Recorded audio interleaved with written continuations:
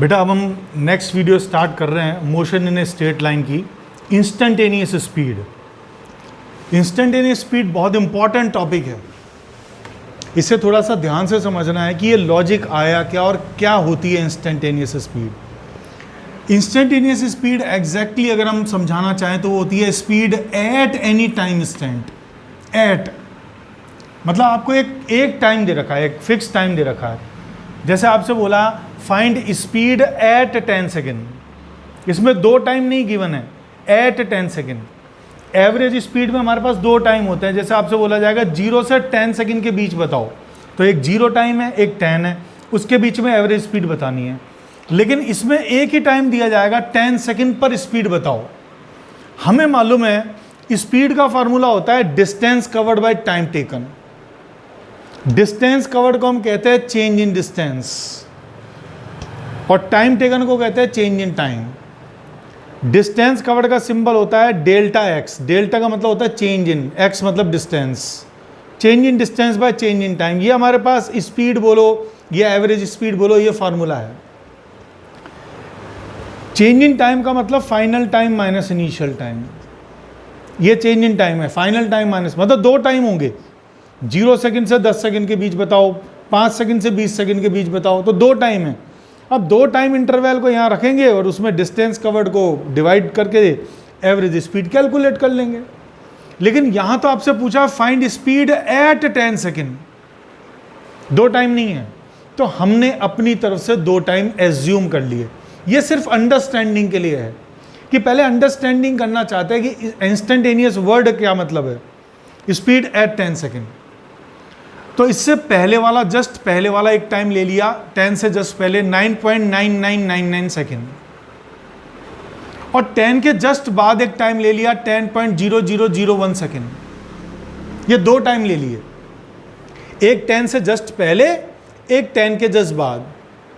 अब इसका जो टाइम इंटरवल है यहाँ से यहाँ तक का, ये बहुत छोटा टाइम इंटरवल है। अगर इस बड़े वाले टाइम में से हम इनिशियल टाइम को माइनस कर दें, इस टाइम में से इस टाइम को माइनस किया तो ये आ जाएगा हमारा 0.0002 सेकेंड।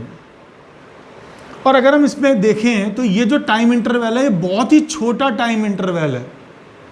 टाइम इंटरवल का सिंबल होता है डेल्टा टी, और ये बहुत छोटा टाइम इंटरवल है, इसलिए हम कहेंगे डेल्टा टी टेंस टू 0। मतलब टेंस टू 0 का मतलब ये 0 नहीं है, लेकिन 0 के आसपास ही है, बहुत छोटा है, इसे टेंस टू 0 कहते हैं। तो जब इतना छोटा कोई टाइम इंटरवल आता है तो उसे कहते हैं डेल्टा टी टेंस टू 0।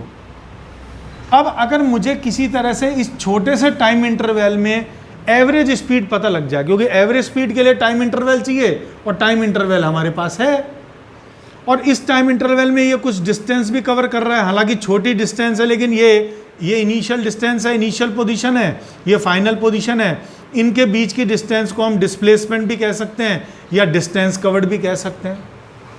और अगर मैं ये टाइम इंटरवल यहाँ रखूँ और डिस्टेंस कवर्ड को यहाँ रखूँ, तो मुझे इस टाइम से लेके इस टाइम के बीच में एवरेज स्पीड पता लग जाएगी कितनी है। इस टाइम से लेके इस टाइम के बीच के एवरेज स्पीड पता लग जाएगी। और हमने एक लॉजिक लगाया कि इतने छोटे टाइम इंटरवल में स्पीड में कितना चेंज आ सकता है। आप मान लीजिए बाइक पे जा रहे हैं और 10 सेकंड से जस्ट पहले आपने बाइक के स्पीडोमीटर में देखा, आपको स्पीडोमीटर में कोई स्पीड नज़र आई, और आपने मान लीजिए फुल एक्सेलेरेशन दे रखा है। वैसे देना नहीं है हमें स्पीड, एक एग्जाम्पल है, इसको केवल थिंक ओवर करना है, ऐसा करना नहीं है हमें। मान लीजिए फुल एक्सेलेरेशन है, रेसिंग चल रही है, फुल एक्सेलेरेट कर रखा है उन्होंने, और जस्ट इस टाइम से पहले इस टाइम पर और इसके जस्ट बाद इस टाइम पर स्पीड में कितना चेंज आता है, ये हम एक बार थिंक ओवर कर रहे हैं। ऐसा अगर सिचुएशन आ जाएगी तो स्पीड में कितना चेंज आएगा। अब मैं इससे भी एक सिंपल एग्जांपल लेता हूँ। स्पीडोमीटर में आपकी नज़र है और आपने क्या किया, स्पीडोमीटर में देखते हुए आपने चुटकी बजाई, तो इस तरह से आपने चुटकी से जस्ट पहले स्पीडोमीटर में देखा और जस्ट चुटकी के बाद स्पीडोमीटर में देखा, तो स्पीडोमीटर में कोई वेरिएशन नहीं आया, क्योंकि चुटकी वाला टाइम इंटरवल बहुत छोटा टाइम इंटरवल है। इतने छोटे टाइम इंटरवल में कोई अपनी स्पीड चेंज नहीं कर पाया। और ये वाला टाइम इंटरवल तो चुटकी से भी बहुत ही छोटा टाइम इंटरवल है, जब चुटकी बजाने में भी हमारे टाइम इंटरवल, इतने छोटे टाइम इंटरवल में भी हमारी स्पीड सेम रही है, चुटकी में भी चेंज नहीं हुई है, तो इतने छोटे टाइम में तो चेंज हो ही नहीं सकती। इसका मतलब 9.999 सेकंड पर जो स्पीड है वही 10.001 सेकंड पर स्पीड है, और यहां से यहां तक स्पीड चेंज नहीं हुई है, तो 10 सेकंड तो इनके बीच में आ रहा है, इसका मतलब 10 सेकंड पे भी स्पीड चेंज नहीं हुई होगी। तो अगर मैं इससे इसके बीच में एवरेज स्पीड कैलकुलेट कर लूं, और वो एवरेज स्पीड चूंकि छोटे टाइम इंटरवल के लिए निकाली है, तो उसे ही मैं 10 सेकंड पे स्पीड कह सकता हूं। तो लॉजिक ये नजर आया कि जब यहां से यहां तक स्पीड चेंज नहीं हो रही है और 10 सेकंड इसके बीच में आ रहा है, तो हम इस टाइम इंटरवल के लिए एवरेज स्पीड को कैलकुलेट कर लेंगे, और उस एवरेज स्पीड को जो हमने छोटे टाइम इंटरवल के लिए कैलकुलेट किया है उसको स्पीड एट 10 सेकंड कह देंगे, मतलब इंस्टेंटेनियस स्पीड कह देंगे। तो लॉजिक क्या नजर आया कि इंस्टेंटेनियस स्पीड एवरेज स्पीड होती है। ये एवरेज स्पीड का फॉर्मूला है delta x by delta t, मतलब total distance covered by total time taken. लेकिन मैंने इसके साथ ये कंडीशन जोड़ दी, ये लिमिट जोड़ दी। लिमिट का मतलब इसके साथ यह कंडीशन है क्या, कि टाइम इंटरवल बड़ा नहीं है, छोटा टाइम इंटरवल है। तो अगर छोटे टाइम इंटरवल के लिए हम एवरेज स्पीड कैलकुलेट करते हैं तो उसे एवरेज स्पीड नहीं कहते हैं, उसे इंस्टेंटेनियस स्पीड कहते हैं। और बड़े टाइम इंटरवल के लिए एवरेज स्पीड कैलकुलेट करते हैं तो उसे एवरेज स्पीड कहते हैं। It means ultimately average speed ही होती है। अगर हमको बात करें तो इंस्टेंटेनियस स्पीड एग्जैक्टली तो कुछ है ही नहीं, इंस्टेंटेनियस स्पीड एवरेज स्पीड ही है, लेकिन छोटे टाइम इंटरवल के लिए। तो टाइम इंटरवल को छोटा करते जाएंगे तो एवरेज स्पीड इंस्टेंटेनियस स्पीड में कन्वर्ट होती जाएगी, और बहुत छोटे टाइम के लिए वो एग्जैक्ट इंस्टेंटेनियस स्पीड बन जाएगी। तो लॉजिक समझ में आया कि बड़े टाइम इंटरवल के लिए एवरेज स्पीड और छोटे टाइम इंटरवल के लिए एवरेज स्पीड को इंस्टेंटेनियस स्पीड कहते हैं। अब चूंकि टाइम इंटरवल छोटा है, यह है चेंज इन, और हमें पता है चेंज इन छोटा है, तो मैं डेल्टा को डी से चेंज कर दूंगा, क्योंकि छोटा टाइम इंटरवल है तो डेल्टा टी नहीं, छोटे टाइम इंटरवल के लिए डेल्टा टी यूज ना करके डी टी यूज किया, और छोटे टाइम इंटरवल में जो डिस्टेंस कवर होगी वो भी छोटी होगी, तो डेल्टा एक्स को भी डी एक्स कर दिया। और अगर मैं इसको कंप्लीटली देखूं तो इंस्टेंटेनियस स्पीड हो गई very very small change in distance divided by very very small change in time. तो इंस्टेंटेनियस स्पीड का फॉर्मूला है very very small change in distance upon very very small change in time. और इसे थोड़ा सा technical language में बोलें तो very very small change in distance by very very small change in time is not a good communication, अच्छा नहीं लगता ये। तो इसे हम कहते हैं differentiation of x with respect to time. It means कभी इंस्टेंटेनियस स्पीड चाहिए तो हमें differentiation of x with respect to time calculate करना है। लेकिन ध्यान रखना है, कोई d x by d t पूछे कि d x by d t क्या है, तो d x by d t ये है, उसे हमें लिखना पड़ेगा limit delta t tends to 0 delta x by delta T. इसे यही लिखते हैं, इसको ही हम इसकी डिफरेंशिएशन की डेफिनेशन कहते हैं। इसे फर्स्ट डिफरेंशिएशन मेथड कहते हैं कि अगर आपको किसी भी का डिफरेंशिएशन करना है तो पहले उसे ऐसे लिखकर और फिर उसे सॉल्व करना पड़ता है, और फिर डिफरेंशिएशन के शॉर्टकट ट्रिक्स बनती हैं। देखिए, ये जो मैंने एग्जाम्पल लिया है, ये एग्जाम्पल हमें नहीं करना है। आप कहें कि सर ये 9.9999 सेकेंड आपने लिया, 10.0001 सेकेंड आपने लिया, ये एग्जाम्पल हमें नहीं करना है। ये एग्जाम्पल इसलिए लिया गया, ये समझाने के लिए लिया गया कि इंस्टेंटेनियस स्पीड एवरेज स्पीड है शॉर्ट टाइम इंटरवल के लिए। अदरवाइज हमें ऐसा कोई एग्जाम्पल नहीं लेना है। एग्जैक्टली कैसे करना है हमें ये ज़रूर पता होना चाहिए कि इसे ये लिखते हैं। अगर D x by d T कोई पूछे तो d x by d T को ये लिखकर उसे फिर सॉल्व किया जाता है। तो इसका एक एग्जाम्पल लेके मैं आपको थोड़ा सा फेथ बता रहा हूँ कि अगर इस तरह का अगर क्वेश्चन आपके पास आ जाता है तो उसे फर्स्ट डिफरेंशिएशन मेथड से कैसे सॉल्व करते हैं और फिर हम शॉर्ट ट्रिक्स को कैसे याद करते हैं। देखिए, डिफरेंशिएशन समझने के लिए हमने एक छोटा सा एग्जाम्पल लिया।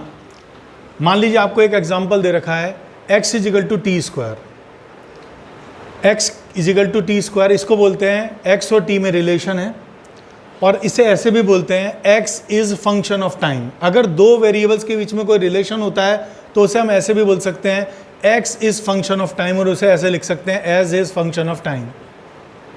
खैर, अगर मैं t की वैल्यू 1 रखूं इसमें, तो x की वैल्यू आएगी 1 का स्क्वायर, मतलब x1 आ जाएगा। अगर t की वैल्यू 2 पुट करूं तो 2 का स्क्वायर x आ जाएगा 4। अगर t की वैल्यू 3 पुट करूं तो 3 का स्क्वायर x आ जाएगा 9। देखिए यहाँ पर मैंने t में कितना चेंज किया, 1 से 2 किया, 1 का चेंज आया t में, तो x में कितना चेंज आया, 1 से 4 मतलब 3 का चेंज। t में 1 का चेंज, x में 3 का चेंज। अगेन मैंने t में 1 का चेंज किया, 2 से 3, x में कितना चेंज आया, 4 से 9 मतलब 5 का। तो यहाँ मैंने t में वही चेंज किया, लेकिन यहाँ चेंज आया 5 का। कहने का मतलब अगर t में चेंज करूँगा तो x में भी चेंज आएगा। सेम नहीं, ऐसा नहीं है मैंने t में चेंज किया डेल्टा t का तो x में भी डेल्टा t का चेंज होगा, x में कुछ अलग चेंज होगा। तो मैंने मान लिया कि अगर t है तो x है, लेकिन अगर मैं t में कुछ चेंज करता हूँ t प्लस डेल्टा t, तो x भी कुछ चेंज होके हो जाएगा x प्लस डेल्टा x। मुझे नहीं मालूम डेल्टा x की क्या वैल्यू है, लेकिन ये कंफर्म है कि t में अगर मैंने कोई चेंज किया है तो x में भी जरूर से चेंज आएगा। अब मैंने इस रिलेशन को वापस यहाँ रखा, तो हमारे पास में आ गया t की जगह मैंने t प्लस डेल्टा t रखा, तो ये आ गया t प्लस डेल्टा t का होल स्क्वायर, x आ गया x प्लस डेल्टा x। तो मेरे पास एक रिलेशन आ गया कि x plus delta x t plus delta t के होल स्क्वायर के इक्वल है। अब देखिए, मुझे किसी ने बोला dx by d t calculate करो, x is equal to t square है, तो इस बिहाफ पर आप dx by d t calculate करो। हमें मालूम है dx बाई डी टी कुछ नहीं है, dx by d t delta x by delta t है, लेकिन delta t tends to zero के लिए, limit delta t tends to zero के लिए, इससे जस्ट पहले हमने यही सीखा है कि dx बाई डी टी कुछ नहीं होता है, ये limit delta t tends to zero delta x by delta t होता है। अब मैंने क्या किया, ये एज इट इज रखा लिमिट वाला फंक्शन, इसमें x ऐड कर दिया और x सब्ट्रैक्ट कर दिया, सेम x ऐड किया और x सब्ट्रैक्ट कर दिया, और नीचे delta t as it is रखा, कोई चेंजेस नहीं हुआ, सेम क्वांटिटी ऐड की है, सेम सब्ट्रैक्ट की है। अब x प्लस डेल्टा x जो है, ये x प्लस डेल्टा x, इसको मैं लिख सकता हूँ t प्लस डेल्टा t का स्क्वायर। तो इस x प्लस डेल्टा x को मैंने t प्लस डेल्टा t का स्क्वायर रख दिया इसकी जगह, माइनस x की जगह, x कितना है t स्क्वायर, तो x की जगह मैंने रख दिया t स्क्वायर, और नीचे डेल्टा t है। इसे a प्लस बी के होल स्क्वायर से खोल लिया, तो ये आ गया a square plus b square plus 2ab minus t square divided by delta t। T square से टी स्क्वायर कैंसिल हो जाएगा, इसे हम हटा सकते हैं यहाँ से, ये आ जाएगा limit delta t tends to zero, मैंने टी स्क्वायर वाली टर्म हटा दी, बच जाएगी डेल्टा t का square plus 2t delta t। इन दोनों से डेल्टा t कॉमन ले लिया, तो यहाँ बच गया डेल्टा t प्लस ये बच गया 2t, और नीचे डेल्टा t है, डेल्टा t से डेल्टा t ऊपर नीचे कैंसिल कर दिया, ये आ गया limit delta t tends to zero 2t delta t plus 2t। अब देखिए लिमिट किसकी है, डेल्टा t की नहीं है। मान लीजिए किसी की मदर ने मना किया कि बेटा घर से बाहर नहीं जाना, ये उसके लिए लिमिट है, उसकी कंडीशन है, तो दूसरे पे थोड़ी फर्क पड़ेगा।